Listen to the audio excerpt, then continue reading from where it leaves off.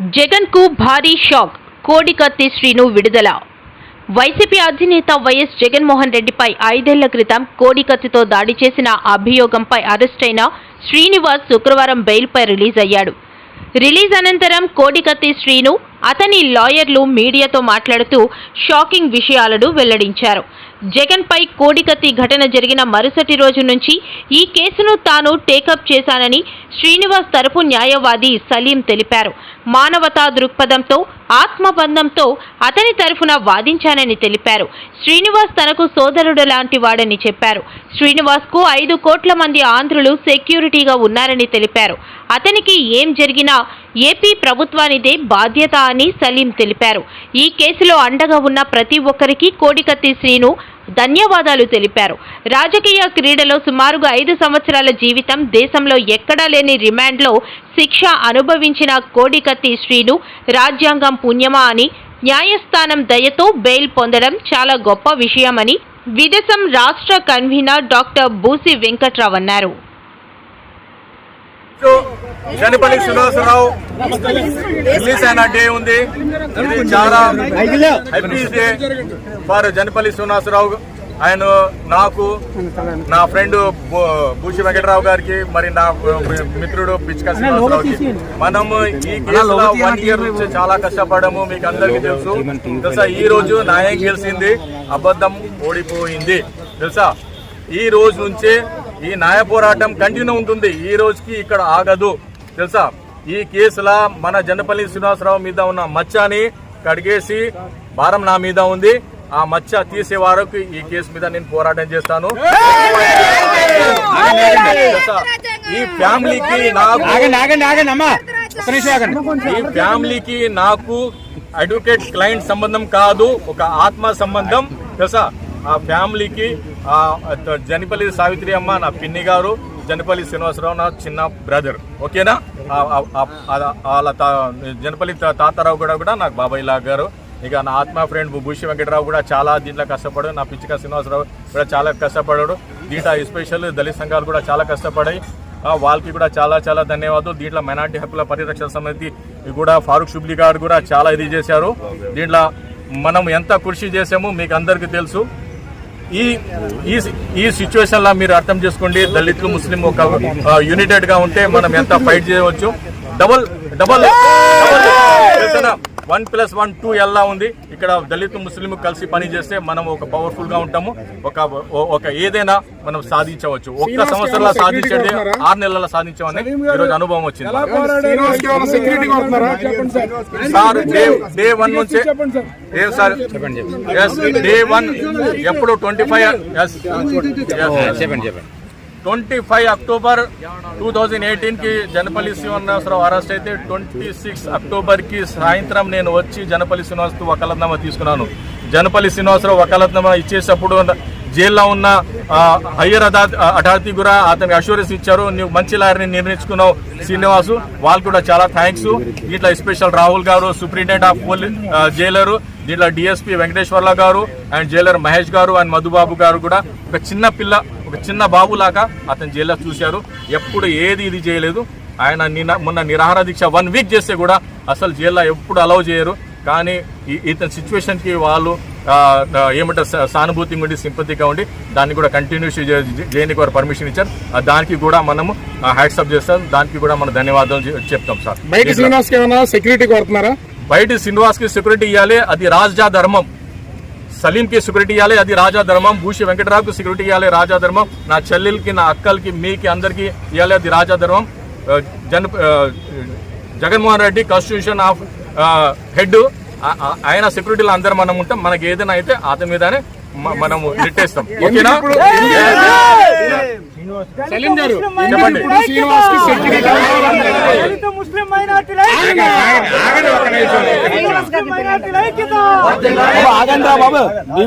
ఇప్పుడు ఎందుకు శ్రీనివాస్ సెక్యూరిటీ కావాలంటున్నారు? ఎవరికి సెక్యూరిటీ అవసరం లేదు. మాకు సెక్యూరిటీలా ఉన్నాం మనం అందరూ. తెలుసా, 5 కోట్ల జనాలు సెక్యూరిటీలా ఉన్నారు. ఏదైనా అయితే దీంట్లో first A1 Jaganmohan Reddy, A2 ఎవరికైనా చేద్దాం మనం. ఓకేనా? ఓకే.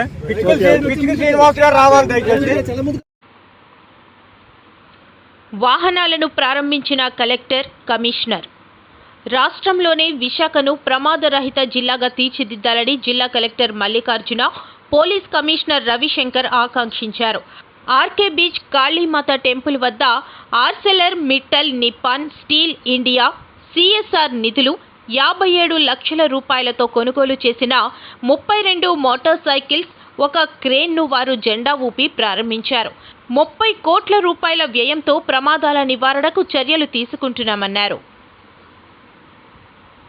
సో సార్ చెప్పినట్టు కూడా బేసిక్గా మనకి అంటే 2022 ఆ ప్రాంతంలో ఐ థింక్ యాక్సిడెంట్లు ఒక సంఖ్య ఉంటే 23లో by fortunately with the efforts of everyone, అంటే ట్రాఫిక్ పోలీస్ సహాయంతో అలాగే మనం చేసిన అన్ని ఎఫర్ట్స్ సహాయంతో ఆల్మోస్ట్ మనము ఐ థింక్ మనకి యాక్సిడెంట్స్ కానీ లేదంటే casualties, I mean death casualties కానీ చాలా తగ్గించుకోగలిగాము.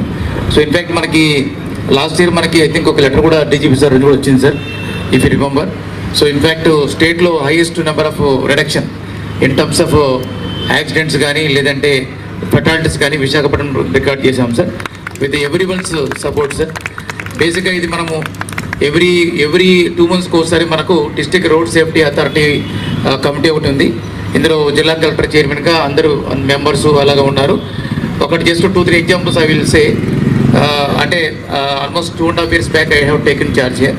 సో ఈ what I remember is almost more than with 30 crores రూపీస్తో ఈ 2 years పీరియడ్ టైంలో చాలా చోట్ల కూడా మనకి జంక్షన్ ఇంప్రూవ్మెంట్స్ కానీ, కొత్తగా ఐలాండ్స్ క్రియేట్ చేయడం కానీ, లేదంటే రంబుల్ స్ట్రిప్స్ కానీ పెట్టడం కానీ, లేదంటే కాషన్ బోర్డ్స్ పెట్టడం కానీ, లేదంటే బిఆర్టీఎస్ రోడ్డు తీసుకుంటే సైడ్ గ్రిప్స్. ఎవరిని కలిస్తే వాళ్ళందరూ కూడా 2 సమస్యలు ప్రధానంగా చెప్తారు. ఒకటి traffic, the second is about cyber crimes. So వచ్చినప్పటి నుంచి ప్రతి ఒక్కరు దీని గురించే ప్రసంగిస్తారు అన్ని సమావేశాల్లో. అదేవిధంగా మాకు కూడా we have also identified this as a priority problem of policing. So దీన్ని దృష్టిలో పెట్టుకొని we wanted to do something, but then apart from enforcement there are a lot of other financial issues. So కొన్ని విషయాలు చేయలేకపోతున్నాము. And ఎందుకంటే ఈ traffic సమస్య పూర్తిగా మనం ఏదైనా ముందుకు తీసుకెళ్ళాలంటే there are a lot of what you call stakeholders who have to come together. So today we are extremely happy that ArcelorMittal and Nippon Steels, one of the giant companies in the field of steel, have come forward and donated so many motorcycles, 32 motorcycles. And మేము చెప్పిన విధంగా దాన్ని చాలా వరకు modify చేసి దాంట్లో first aid kit, తర్వాత first time at least I have not seen in India anywhere this type of a display board, a warning sign which is there. It's again an innovation. So మా constables and others who are there in the field who are using the vehicle, they will also be educators and warners. Instead of just like that తీసుకువెళ్ళి బండి ఆపి చలానా race చేయకుండా, they will also warn them. తెలిసి తెలియకుండా somebody is driving on the wrong lane, they will switch on the signal which will say keep left. అదేవిధంగా ఎవరిని ఆపాలంటే stop అని చెప్తాం. ఎందుకంటే if is doing something wrong or number అసలు లేదు బండిలో అంటే ఆ విధంగా వైలేటర్స్ ముందు వెళ్ళి బండి ఓవర్టేక్ చేసి ముందు వెళ్ళి స్టాప్ అని సిగ్నల్ చెప్తారు. ఇన్స్టెడ్ ఆఫ్ ఆయనే దిగి బండి ఆపి పక్కకు పెట్టి ఈ లోపల వీడు పారిపోతారు. సో అదంతా కూడా ఒక అదుపులో తీసుకురావాలంటే ఆ ఉద్దేశంతో ఈ విధంగా డిస్ప్లే బోర్డ్స్ అన్ని కూడా ప్రతి బండిలో మేము అడిగిన వెంటనే they have complied with it, which is a great thing. And this is the first time this kind of an innovation you would not have seen anywhere in the city, even Hyderabad city lo gaani, Bombay city lo gaani, iటువంటి అదంతా. So that way ఈ 10 సంవత్సరాలైంది మనకు రాష్ట్రం ఏర్పడి. మరి ఈ 10 సంవత్సరాలలో కనీసం ఒక్క అడుగన్నా ముందుకేసావా? ఒక్క అడుగన్నా అభివృద్ధి చెందిందా? అదే మనకు స్పెషల్ స్టేటస్ వచ్చుంటే, ప్రత్యేక హోదా వచ్చుంటే మన రాష్ట్రం ఎక్కడో ఉండేది. పెద్ద పెద్ద పరిశ్రమలు వచ్చేవి, రాజధాని పూర్తయిపోయేది, పోలవరం ప్రాజెక్టు పూర్తయిపోయేది, మాట మీద నిలబడే ప్రభుత్వం ఉన్నా కేంద్రంలో ఉన్నా పూర్తయిపోయేది. కనీసం రాష్ట్రంలో కనీస నిజాయితీతో ఒక మంచి ఉద్యమం చేస్తున్నా ఇవన్నీ సాధ్యమయ్యేది. కానీ ఆలోచన చేయండి, 10 సంవత్సరాలు అయింది రాష్ట్రం ఏర్పడి, ఇప్పటి వరకు మనం ఒక్కటి కూడా సాధించుకోలేదు.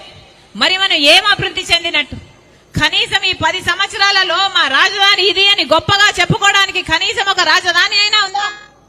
20 లక్షల ఎకరాలకిచ్చే నీళ్ళిచ్చే పోలవరం ప్రాజెక్టు పూర్తయిపోతే పెద్ద పెద్ద పరిశ్రమలు రాకపోయినా మన కాళ్ళ మీద మనం నిలబడేవాళ్ళు, మన రైతులు మన కాళ్ళ మీద వాళ్ళు నిలబడేవాళ్ళు. పోనీ అదైనా అయిందంటే అది కాలేదు. పెద్ద పెద్ద పరిశ్రమలు వస్తే మన బిడ్డలకు ఉద్యోగాలు వస్తాయి కదా అంటే ఒక్కరంటే ఒకరు, అటు చంద్రబాబు గారైనా ఇటు జగనన్న గారైనా ఒక్క నిజమైన ఉద్యమమైనా చేశారా? ఆ రోజు బీజేపీ పార్టీ చెప్పిన మాట 5 సంవత్సరాలు కాదు 10 సంవత్సరాలు ఇస్తామన్నారు. తిరుపతిలో మోడీ గారు అదే పనిగా సభ పెట్టి ఆంధ్ర రాష్ట్ర ప్రజలకు వాగ్దానం చేశాడు, 10 సంవత్సరాలు ప్రత్యేక హోదా ఇస్తామన్నారు. ఆ రోజు చంద్రబాబు గారు అన్న మాట 10 సంవత్సరాలు అయిపోదు 15 సంవత్సరాలు కావాలి అన్నాడు. ఆ తర్వాత 15 సంవత్సరాలు అన్న చంద్రబాబు గారు ముఖ్యమంత్రి అయితే కనీసం ఒక్కసారైనా ప్రత్యేక హోదా కావాలి అని బీజేపీతో కొట్లాడలేకపోయాడు, ఒక్క నిజమైన ఉద్యమం చేయలేకపోయాడు. ఆ రోజుల్లో జగనన్న గారు ప్రతిపక్ష నాయకుడు. ఆ రోజుల్లో జగనన్న గారు చెప్పిన మాట నిరాహార దీక్షలు చేశాడు. ప్రత్యేక హోదా ఎందుకు ఇవ్వడం లేదు, ఎందుకు కొట్లాడటం లేదు అని నిలదీశాడు. ఆ రోజుల్లో జగనన్న గారు చెప్పిన మాట అందరం మూకుమ్మడిగా రాజీనామాలు చేద్దాం, కేంద్ర ప్రభుత్వం ప్రత్యేక హోదా ఎందుకు ఇవ్వదో చూద్దాము అన్నాడు జగనన్న గారు. మరి జగనన్న గారు ముఖ్యమంత్రి అయినాక ప్రత్యేక హోదా కోసము ఎంతమంది రాజీనామాలు చేశారు? మూకుమ్మడిగా ఎంతమంది రాజీనామాలు చేశారు? రాజీనామాలు కాదు కదా, కనీసం ఒక్కసారైనా ప్రత్యేక హోదా కావాలి అని మీరు మోడీ గారిని నిలదీయగలిగారా? ఒక్క నిజమైన ఉద్యమమైనా చేయగలిగారా? మీరా మాట మీద నిలబడేది. రాజశేఖర్ రెడ్డి గారు మాట తప్పకుండా మడమ తిప్పకుండా పరిపాలన చేశారు. మాట కోసం ప్రాణమైనా ఇచ్చేవాడు రాజశేఖర్ రెడ్డి గారు. మరి ఏమైంది?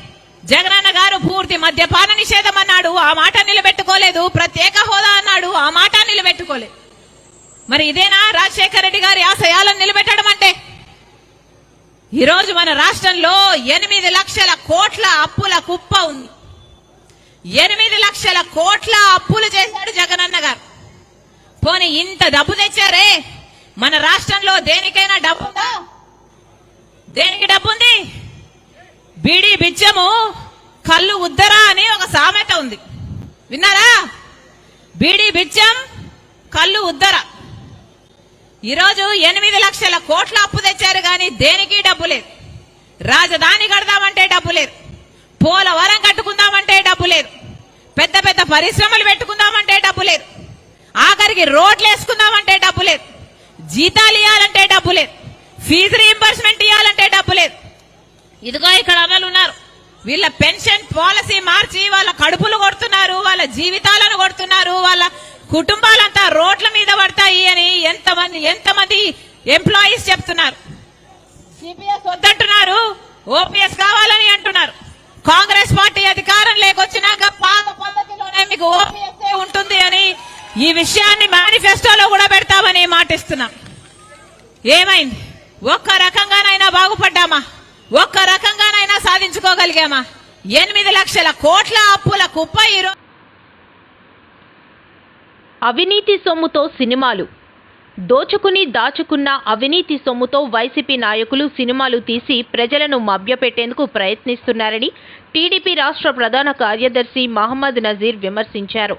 విశాఖ టీడీపీ కార్యాలయంలో ఆయన మాట్లాడుతూ ప్రజాసేవ చేసి ఉద్ధరిస్తున్నట్లు విడుదల చేసిన వైసీపీ సినిమాకి జనాలు కరువైనట్లు తెలిపారు. అభూత కల్పనతో సినిమాలు తీశారని అన్నారు. సంబంధించినవి కానీ వాళ్ళ కుటుంబం సంబంధించిన వాళ్ళవి కానీ ఎప్పుడన్నా ఇలాంటి జీవోలు ఇచ్చారా? అది ఇదే విచిత్రం. చిత్రం చూడడానికి ఇన్ని విచిత్రాలా? చిత్రం విచిత్రం. యాత్రా చిత్రం, మాత్ర విచిత్రం. యాత్రకి వెళ్ళాలంటే తలనొప్పి మాత్రం 4 పట్టుకుని వెళ్ళాలంట. అందుకే తెలుగుదేశం పార్టీ తరఫున ఈ రాష్ట్ర ప్రజలకి అలాగే ముఖ్యంగా వైసీపీ నాయకులకి తెలియజేస్తుంది ఏంటంటే, ప్రభుత్వాలు ఉండేది ప్రజా శ్రేయస్సు కోసం, ప్రజల్ని సేవ చేయడానికి, ప్రజలకి మంచి సౌకర్యాలతో ప్రభుత్వాలు సేవ అందిస్తానికి ఉండాలి తప్ప యాత్ర అనే యువజన శ్రామిక రైతు పార్టీకి సంబంధించిన సినిమాని ప్రమోట్ చేయడానికి రాష్ట్ర ప్రభుత్వం ఈ రకంగా పనికి మాలిన జీవోలు విడుదల చేయడాన్ని పూర్తిగా ఖండిస్తున్నాం. అందుట్లో ఇంకా నయం, జిల్లా కలెక్టర్లకి టికెట్లు అమ్మమల్లా థియేటర్లో కూర్చొని. ప్రభుత్వ ఉద్యోగులు కుటుంబాలతో వెళ్ళాలంటే 6 టికెట్లు తీసుకొని అంట, అది ప్రొడ్యూస్ చేస్తే చూపెడతంట, హాఫ్ డే లీవ్ అంట. వాలంటీర్లు అంటండి, ప్రతిరోజు వాలంటీర్కి థియేటర్స్ వాళ్ళు 10 టికెట్లు ఉచితంగా ఇస్తే ఆ సంక్షేమ పథకాల లబ్ధిదారులకి పట్టుకొని వచ్చి థియేటర్లో తోయాలంట.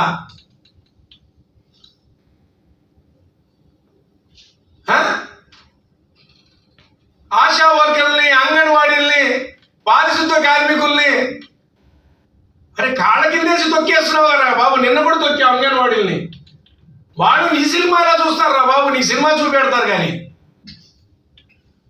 ఆశా వర్కర్లు సినిమా చూపెడతారు నీకు, అంగన్వాడీలు సినిమా చూపెడతారు, పారిశుద్ధ కార్మికులు సినిమా చూపెడతారు, ప్రభుత్వ ఉద్యోగులు సినిమా చూపెడతారు, ఎస్సీలు సినిమా చూపెడతారు, బీసీలు సినిమా చూపెడతారు, ఎస్టీలు మైనార్టీ అంతా సినిమా చూపెడతారు. వితౌట్ జియో, నువ్వు జియో ఇచ్చి బలవంతంగా సినిమా చూపెడతావు అనుకుంటున్నావు. వితౌట్ జియో ఏది, నువ్వు గవర్నమెంట్ ఆర్డర్, కానీ దానికి మించిన జియో. బాలకృష్ణ గారి డైలాగ్ ఉంది, గాడ్స్ ఆర్డర్. గాడ్స్ ఆర్డర్ ఉంది ఏప్రిల్ నెలలో. ఈ ప్రజలందరూ నీ సినిమా చూపెట్టి బంగాళాఖాతంలో కలిపేస్తారని తెలియజేస్తూ ఈ రకంగా వైసీపీ వాళ్ళకి హితవు పలుకుతున్నా. పిచ్చి పిచ్చి పేలాపలు మానుకొని ప్రజాధనాన్ని, దోచుకున్న ధనాన్ని ఈ రకంగా వృధా చేయకుండా పిచ్చి పనులు మానుకోవాలని రాష్ట్ర తెలుగుదేశం పార్టీ తరఫున, విశాఖ జిల్లా తెలుగుదేశం పార్టీ తరఫున తెలియజేస్తున్నాం. అందరికీ నమస్కారం, అస్సలాము అలైకుం. మాడుగులలో నాగబాబు దిశానిర్దేశం.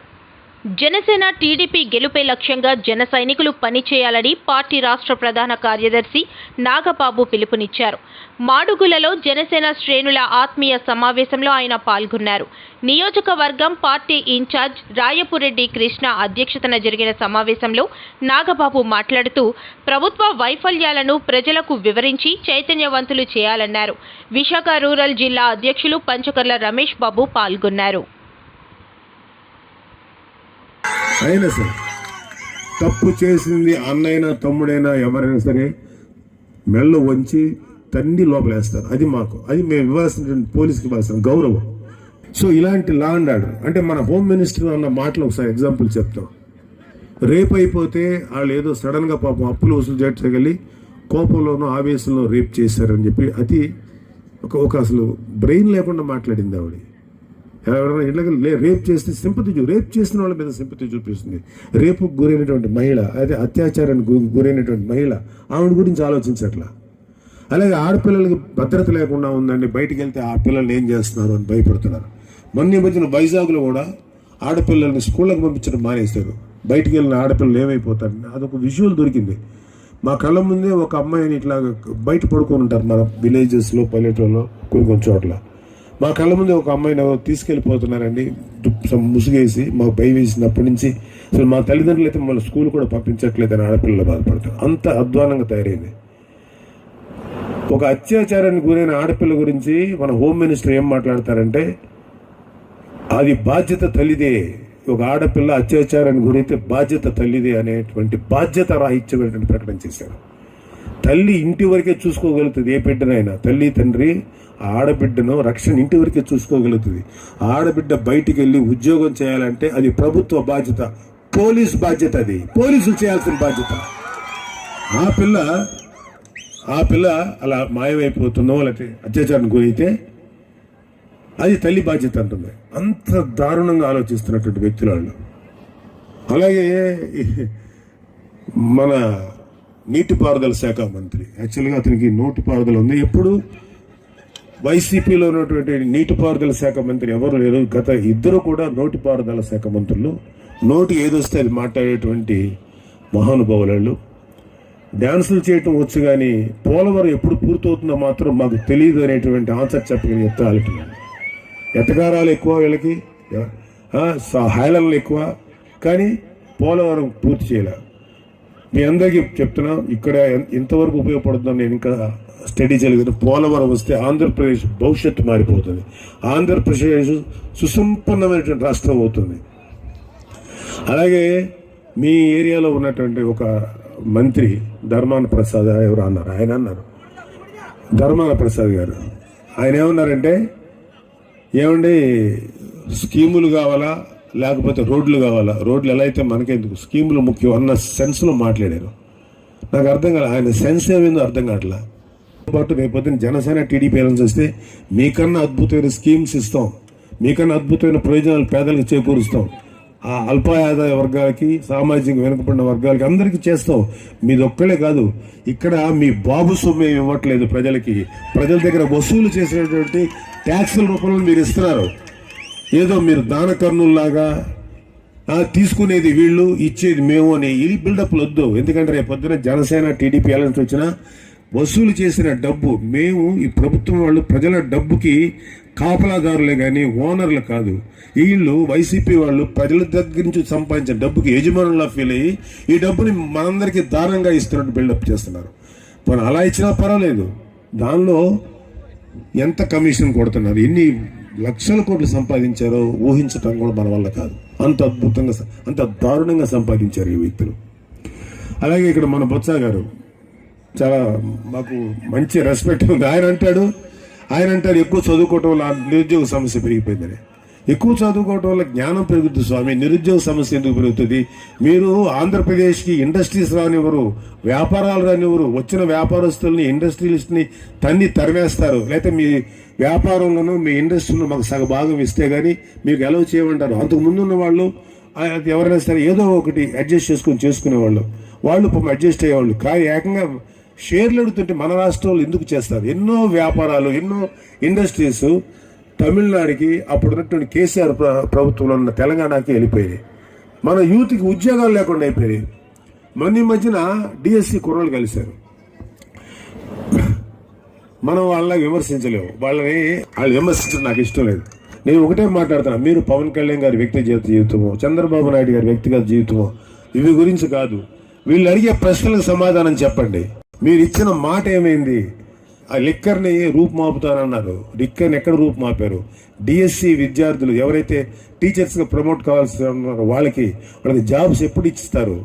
ఇంకా ఎన్ని ప్రామిసులు చేస్తారు? మీ అందరికీ తెలుసు కదా ఎన్ని రకాల ప్రామిసులు చేస్తారో. పోలవరం మార్చి చెప్పారు, వాటర్ డ్యాములు కదా. మీ ఊర్లో రోడ్లు నిర్మిస్తారని చెప్పారుగా మీ బూడి నాయుడు గారు, బూడి ముత్యాల నాయుడు. ఆయన చెప్పాడా లేదా?